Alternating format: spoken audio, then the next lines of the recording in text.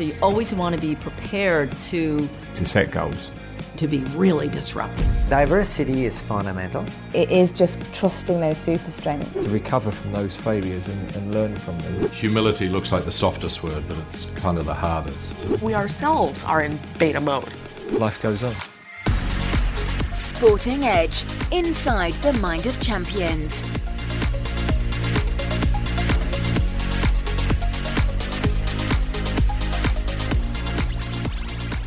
Welcome to the Inside the Mind of Champions podcast. My name is Jeremy Snape. I'm a former England cricketer with a master's degree in sports psychology. Since retiring, I've been fortunate to work with and interview some of the world's most successful thinkers and performers, and I'm passionate about translating their habits and routines into practical strategies to help you become more successful. In each episode, I'll be dissecting a common performance challenge to help you improve your mindset, your leadership, and your team performance. To me, our mindset is the next frontier, so let's find out why.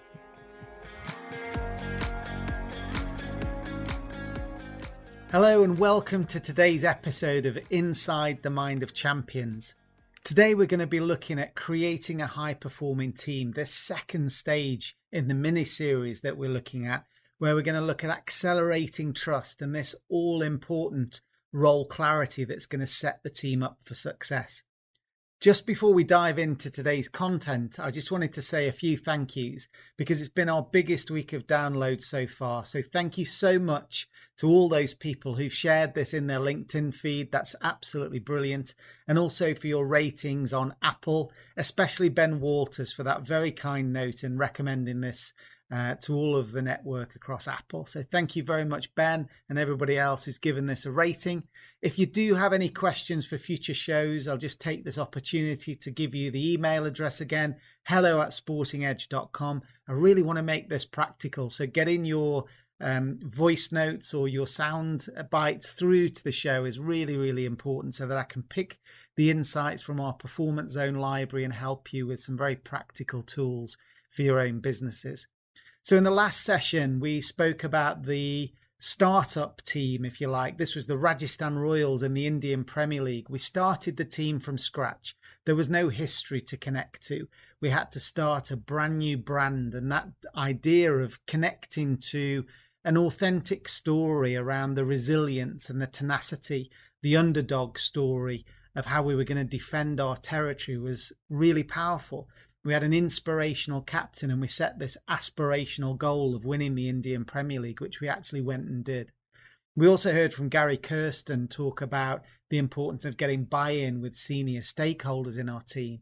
And Paul McGinley, the Ryder Cup winning captain, talking about how he used storytelling to connect the individual players from all across Europe into that Ryder Cup heritage that had been going on for many, many decades, and how he wanted them to sit in a pub one night and look across the bar at each other and wink and say, we were the ones that were there, we did it, we sacrificed and we won. And that pride that comes from being part of a high-performing team is definitely something that we all dream of. But actually building it is a hard thing. There's no scientific formula or chemical equation for it, but we need to build it step by step. And our first insight in today's session comes from Professor Tammy Erickson, who's from London Business School. And she's got some great insights around leadership and culture. But in this particular insight, she talks about how a team needs to take responsibility for shaping the culture and the rules and the permissions that it sets up for itself as it moves forward. And this is a great insight from Tammy Erickson. One of the most important things to consider is the formation of a trust-based relationship with your colleagues. So take the initiative as an individual to get to know the people on your team and ask yourself whether you've got the kind of relationship with them where they feel safe and you feel safe and you're going to share ideas freely. Research into teams that work well has shown that one of the strongest correlates of that is actually equal talking time. So when your team gets together, pay attention to how the dialogue goes in terms of the amount of time each member speaks. If you are in a situation where one person is talking all the time and very few other people are, you're not in a very effective team. And if you've got any way to influence that, to be able to maybe say, hey guys, let's step back and think about this and create a platform where everybody's ideas can come forward, that can be one really effective way. One of the things that I teach when I work with the master's degree students at London Business School, young people just starting out in their careers, is I encourage them to form a formal team contract at the beginning of their time together as a team. So sit down and talk about things like that.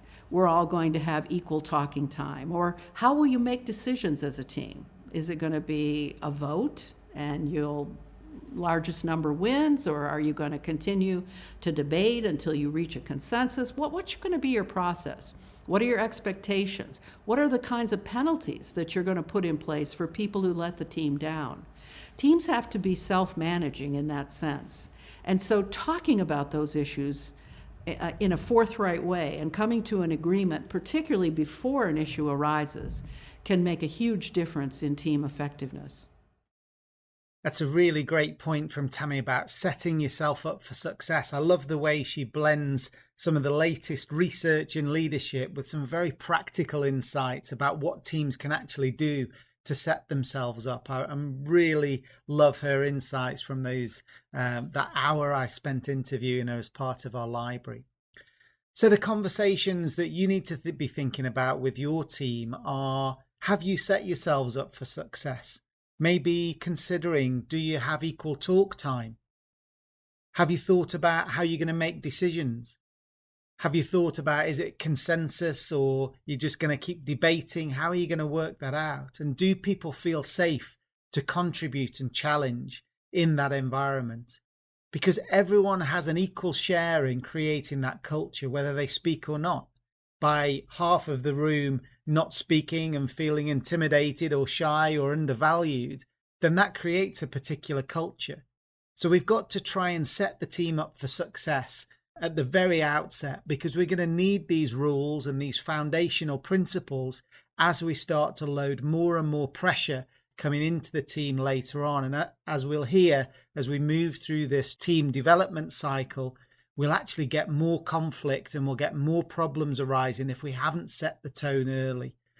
So much of this theme around psychological safety is coming out in the corporate world at the moment. We need more creative thinking. We need more inclusive teams. And we're so aware of the damage that poor mental health can bring and stress. So we need to set our teams up to be a safe place, an innovative place, a challenging place for sure, but a respectful place where we can actually develop a culture that we can do our best work and achieve those goals that are going to make us so proud. So this is really foundational stuff to get these things in place. But often we're entering this difficult phase because we all came into this team slightly nervous. It was all new. We were on our best behavior. But now the novelty's wearing off. We've been set our goals. We've sort of defined who we are and how we're going to go about it. So we need to be comfortable bringing our whole self to work. We don't want people holding back. And this is where trust needs to be developed and nurtured, because this human side of the team is absolutely critical. And these authentic, honest stories about imperfection and concerns and vulnerabilities. And that's where the trust is actually built, rather than imagining 10 or 12 robots walking into a room, getting some instruction and walking away saying, yes, that sounds perfect, boss, we'll go away and do it. This is much more about sharing those stories about concerns and vulnerabilities that we might have, so that we get everything aired, we get everything clarified, and then we can move forward. So as we're jostling for our social standing in this new team, we've got to remember that we're not mates. We're not mates from the local pub. We've got those that we meet on a Friday or a Saturday night. We've been selected into this team, not as mates, but as teammates. And that means we have to set ourselves up for effectiveness. There's going to be a time pressure. There's going to be expectation building, and we need to be ready. So we need to accelerate these conversations and have the courage, because we mean business here, and that needs to start right now. I did ask into my LinkedIn feed and community about some of the challenges that people saw at this stage in building a team. And we got a great observation from Sandra in Hong Kong, who was saying that she thinks teams fail from the very start, in her experience, on 3 accounts. And that's: one is poor leadership, the second is an unclear scope, and the third is unclear roles and accountability. And that's so basic, but unfortunately, it's so common that these things aren't put in place properly.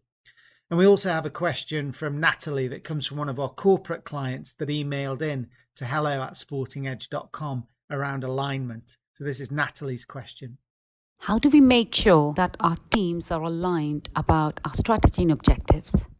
So this all-important question that Natalie's asking around alignment, around our strategy. So how do we make sure that our team is aligned around our strategy and objectives? And I think we've got 3 considerations or 3 stages. The first thing around role clarity is making sure that we've briefed each of the individuals of what's expected, what good looks like, the remit that we're giving them, and how we expect them to go about their business. Then what we expect is some kind of conversation one-to-one with these individuals so that they accept that role. I've seen a lot of coaches stand up and tell individuals, this is how we want you to play. But actually, if the player doesn't buy into that, then it's just the coach's plan. We need this to be a performance partnership where the individuals in our team actually say, yep, okay, I get that's what you want me to achieve, and I know that's the strategic intent. So I can do that, but I might need to flex a little bit and work in this way. Is that acceptable? And that's when we say, yep, that's great. Go ahead and do it. And when we've got those 3 steps of role clarity, role acceptance, and then that's when we get role commitment at an individual level. The second stage of this is to start thinking, well, we can't just have individuals brilliantly operating and executing their skills in silos. So we need these connections between individuals, the baton being passed effectively. We can't have silos. We need the interdependence between individuals or between working groups to be solid, so that we don't get any duplication or we don't get any gaps where we drop the baton in between, thinking that the other person should have had hold of it. So this is where we need to create some shared understanding around not only what my role is, but also what the role of each of my teammates is, so that I know what their remit is, what their targets are, and what they're accountable for, so that when I see them operating in a different way to those targets, I can challenge them, and I also know when to trust them to get on with that or who to pull in to support me. So this idea of creating interdependent conversations and sharing where the joints and the handover points are going to be is absolutely critical to being an effective and an efficient team. And then the third part of this is we've talked about individual acceptance and commitment. We've spoken about creating that shared mental model of how the team's going to operate interdependently. Now what we need to make sure is that all of those roles, both individual and the small working groups, are aligned to the strategic goals that we've set for the business or for the sports team. So we know that that style of play, or this mindset, or these statistical targets that we've set, whether they're financial or KPIs in a sporting setting, we need to know that my role is aligned, my team, my mini team's role is aligned, and now we're all absolutely firing on all cylinders towards that main target that we've got. And you'll have your own ideas around the different software platforms to use for this. I mean, if anyone's got any great success stories from that, please do email in at hello@sportingedge.com, and I'm happy to share the latest tech platforms for project management, or put it in LinkedIn about what you're using to be agile and effective.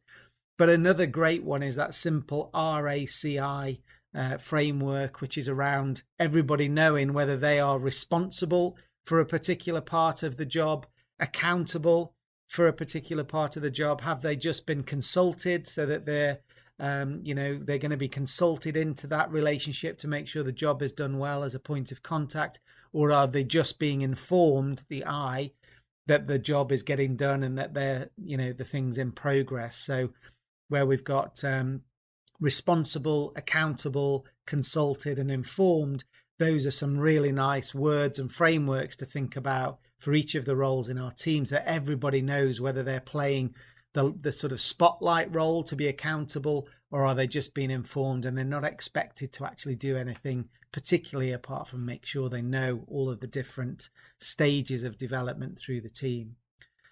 So that's a nice way of visualizing the ability to get role clarity, role acceptance, and interdependent teams starting to understand that if I do my job, this has a great impact on the others. If I'm in the scrum and I can produce the ball in this way, then I know the backs are going to get space to deliver and run. If I'm in the legal team, then I know that my work is done, the contract is done, the procurement and the legal side is done. That can now move to the finance team to execute and the operational team to deliver with the client. So these interdependencies are the things that are absolutely critical, that everybody understands that timeline or that supply chain of getting it from A to B. But then what we really need to do is try and understand how the roles all come together. And one of the best examples I've seen is from the world of high performance in classical music. So I was really privileged to meet Dominic Alldis, who's one of the best orchestra conductors in the world. And I caught up with him between his hectic international concert schedule to understand his role in leading a diverse team of talented individuals who come together and create one beautiful sound. Now, before we hear from Dominic, let's just hear a few seconds of his work as he coordinates the various performers in the orchestra right in front of him.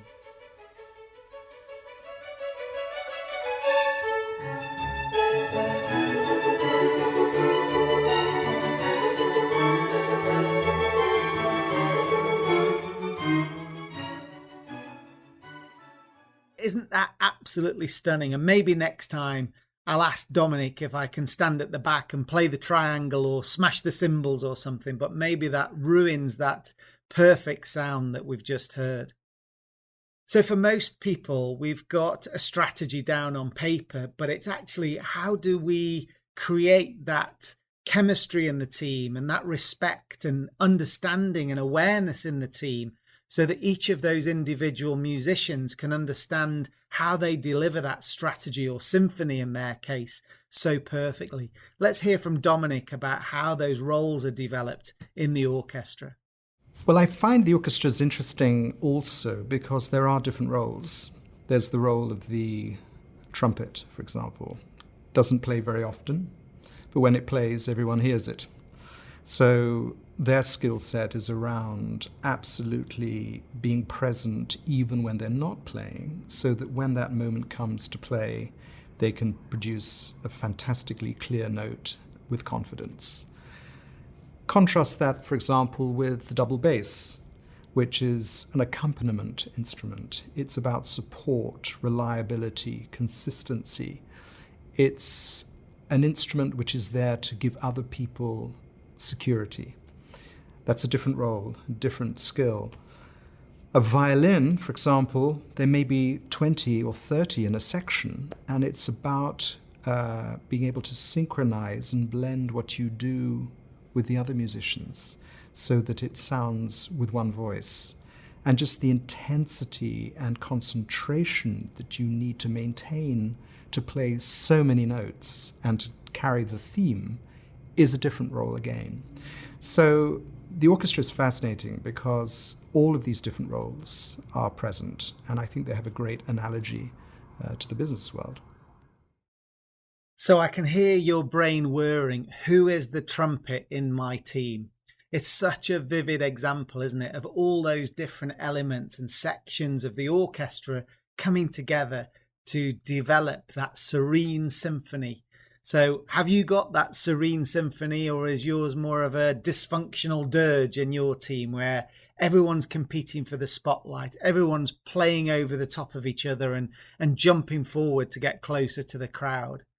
that example of how the high performing teams, these orchestras, work together is incredible. And that idea of the violins, 20 of them, all synchronized perfectly to create that mood and that rhythm that Dominic speaks about, and how the double bass is there to not necessarily get the recognition they deserve, but that slow, steady rhythm that supports the other musicians.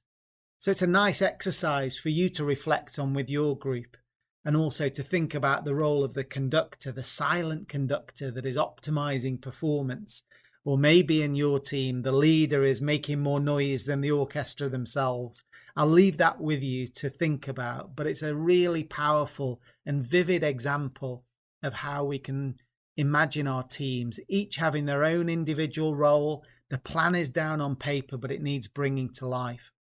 So we've definitely got that sheet of paper with our roles and accountabilities, but the build on top of that is how we build this human side, the emotional side that allows other people to succeed. We have that awareness of other people when it's their time to be in the spotlight, and how we need to sit back and how we need to play a supporting role. All of those things are dynamic, just as they are in the orchestra.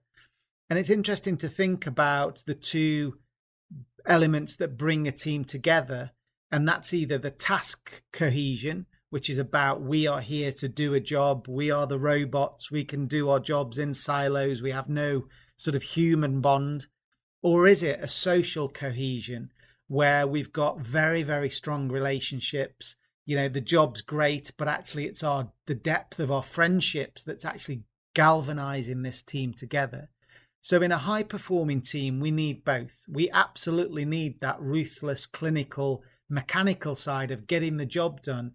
But we also need, when there is striving, when there is disagreement, when there is trust that's needed to go that extra mile, that human side is absolutely critical to it, to building that interdependence that allows you to become much more successful as an individual than you would have been if you were just working on your own. So all of these elements are really important as we start to build a team. And that's why the awareness of each other's strengths and each other's roles is really, really critical for teams to discuss. So I run quite a few of the senior leadership sessions at Sandhurst Military Academy. So now we're going to hear an insight from our military leaders. And I run some of the senior leadership sessions for the generals at Sandhurst Military Academy. And I met Colonel Lucy Giles, who was the first female college commander at the Royal Military Academy at Sandhurst.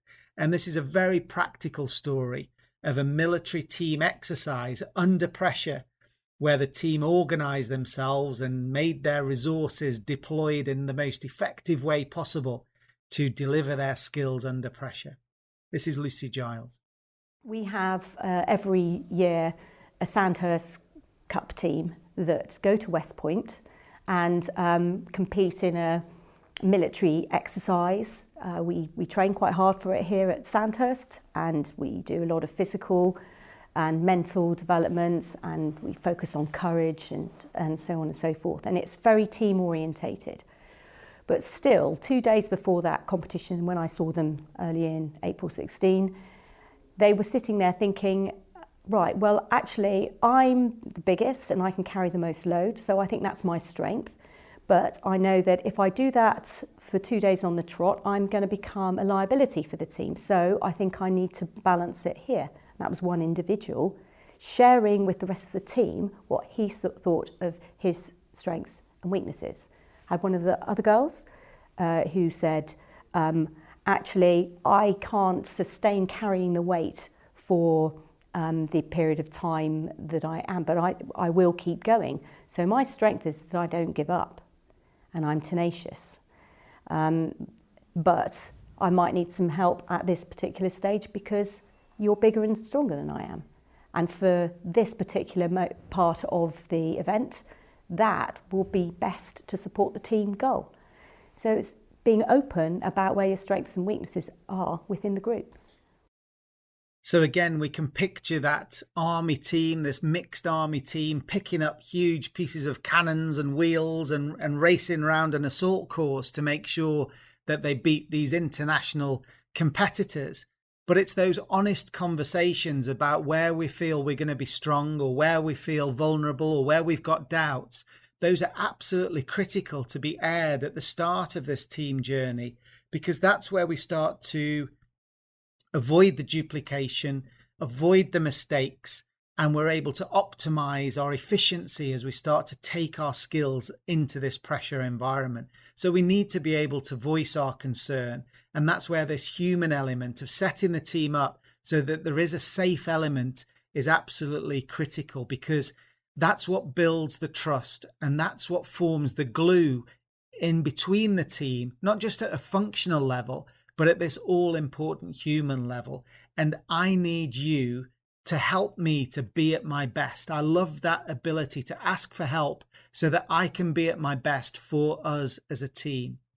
So what we do by creating that kind of safe environment is, rather than individuals thinking about, God, how am I going to cope with this in their own head, we actually start to think about, how can I help my teammates to be the best they can be under pressure? And if we do that and we become selfless and we start to think about how we're going to make the connections work and these interdependencies work and how we're going to help our peers improve their skills, then all of a sudden, once that's turned around, I've got 6, 8, 10, 12, 15, however many in our team, all thinking about how they can support me. And now under pressure, rather than feeling like I'm shrinking down and becoming more vulnerable, I actually feel like I've got everyone's watching my back.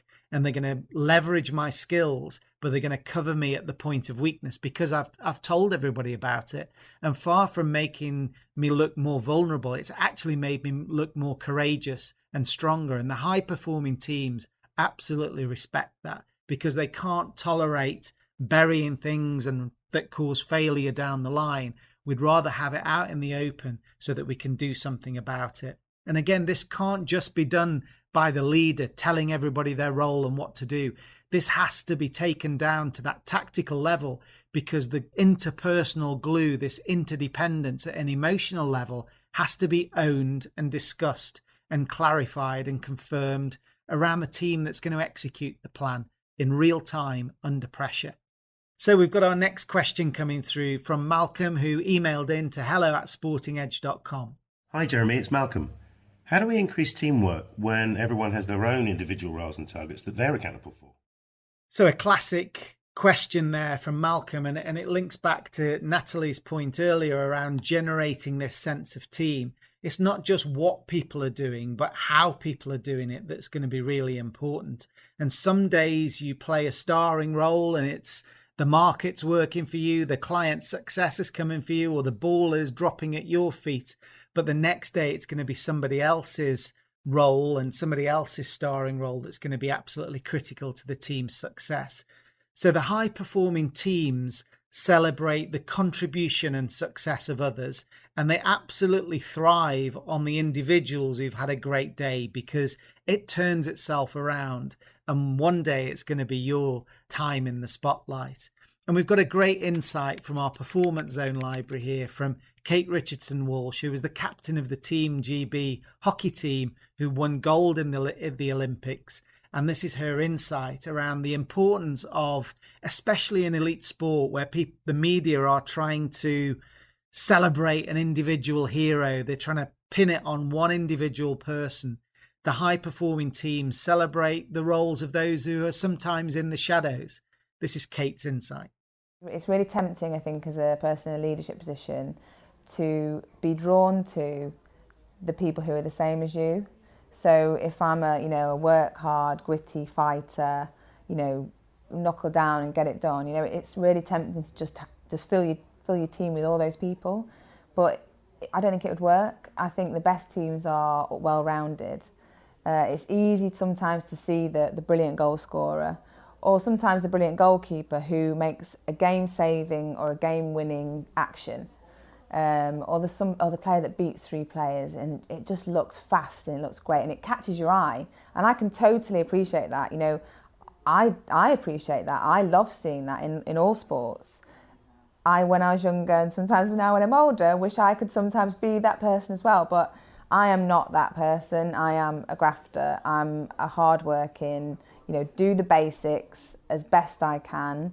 And if my consistent level, I can do that well for most games, then anything above that is going to be a bonus. And if I go a little bit below, that will be okay as well. So just try and keep it consistent. I think as a team, we had to learn to celebrate people like that. I'm thinking of one player in particular. She was a forward. And I think lots of the forwards were, you would maybe put in the kind of flashy, skillful, fast, dribbling, catch the eye kind of player. But this player in particular was hold the ball up, keep the game ticking over, hard as nails defensively, was able to read defences brilliantly well, would be able to get into the mind of the opposition, would throw herself at things in around the circle. And we celebrated that as a group. We celebrated her in video meetings. The coach made sure she would make some kind of leads off the ball that people maybe watching the game wouldn't even notice. The cameras possibly wouldn't even pick it up. She made that simple run to the baseline or out to the sideline, and we would celebrate that in the squad, because you need it all. You cannot have one without the other, and that was discussed often within the team. So another fascinating insight there about how we celebrate each of the individuals in the team. So we have this in the sales environment as well. We had a question in from Alex last week about how do we motivate people in a sales team when everyone's got their individual targets. Well, if we are just dog eat dog, thinking about 100% of my bonus comes from what I'm able to find, then that creates a certain behavior. But if we're building out a sales team and we start to create part of my personal bonus comes from what we achieve as a team, then we're much more likely to create more collaboration, more idea sharing around how we've sold, our products, how we've had customer success, sharing leads, sharing the database, so that we get a more collaborative approach and it's not a dog eat dog kind of environment. So the way we reward people financially is really important. The way the team is set up is really important. But the question is, especially in sport, coming back to Kate's point, is who deserves the praise? Is it the person who dribbled through the final defenders to score the goal? Because that's the picture that we see on the back pages of the newspaper. That's the person in the spotlight. But actually, there was a person that did the assist to give them the ball 3/4 away down the pitch. And actually, halfway along the pitch, there was a gritty and courageous tackle made where it was a 50-50 ball and one of our players won the ball. So that's the beginning of the supply chain. So maybe we need to praise in the high performing team the person who put the extra shift in to get back and recover the ball and then pass the ball to our play assist to the assister, and then they went off and passed the ball to the person who scored the goal.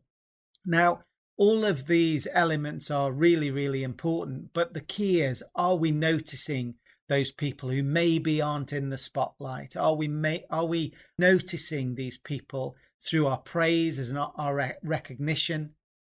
So the key is, are we noticing these people who are maybe in the spotlight? Do they get the praise, the recognition, and the bonus that they need to be selfless? Because without that, they're going to, think more about themselves. And we absolutely need their selfless contribution time after time to go above and beyond, to contribute to the team and do something special. So while the annual awards dinner is great to get that shiny gong to put on the mantelpiece, showing our appreciation, our recognition on a daily basis for the support team that sit behind the stars is absolutely critical for that sense of being appreciated and that sense of belonging. Because it's amazing in a high-performing team how successful you can be when you don't care who gets the praise. The worst case scenario is when you've got everyone clambering to show how good they are, because they take their eye off the game plan, they take their eye off the team, off these interdependencies, and that selfish focus again can pull the team down on a negative spiral. So we really need to think about, as leaders, how we're going to recognize and praise those individuals who've helped us to deliver that high performance in the last phase of play. So we really need to think about how we're going to praise and recognize those individuals who've been selfless and equally critical, just as the stars are in scoring those goals. So as ever, I really hope this content from across music, the military and elite sport has given you some really fascinating high performance perspectives and has stimulated some reflection on the psychology and culture of your own teams. I'd love some feedback on these insights from all these different backgrounds and how you're able to translate them into very practical techniques. Also, I'd love some very quick feedback on the style of these podcasts. We've varied from around 35 minutes up to about 60 minutes so far. So if you do get a chance to give me some direct feedback to hello@sportingedge.com, I definitely will read them all personally and I will definitely take them on board. So hit me straight between the eyes with your comments. Please do subscribe on Apple. I know that on the day that we launch this podcast series, we've got people downloading it. So that means you're getting it first if you're subscribing on Apple or Spotify. If you want more information or you want to see some of the videos and white papers that we've created, then go to sportingedge.com and also join the conversation on LinkedIn. Over the next few days, I'm going to be thinking about the next podcast, which is about how we deal with conflict.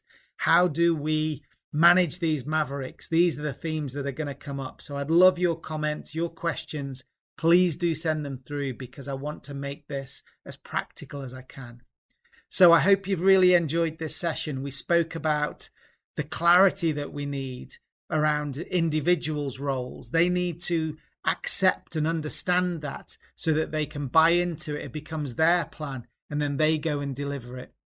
That's not enough. We need to then show them how their role is related to the other players' roles, the other performers' roles. When you do this, the other people are doing this, and together this is where we start to build out success. So the interdependencies, the handover points, the duplication errors can be stopped.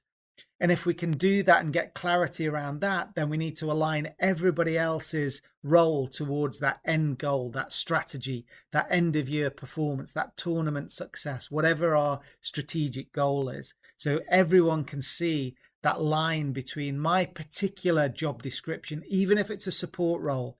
I know that I'm making a difference to my team. And if my team makes a difference to our region, then our region can make a difference to our country. And if our country hits its target, then that's great. That moves the business forward. So I need to see my role and my sacrifice being aligned to something bigger than myself.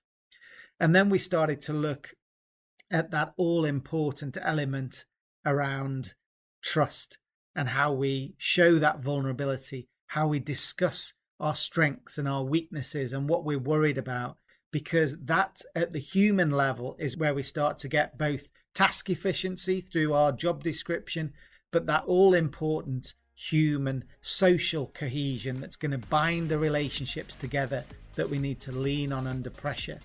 And if we can get the awareness of what each other are doing in the team and our perfect mastery level execution ourselves, then we'll end up like one of Dominic's orchestras and we will sound like we're in perfect timing.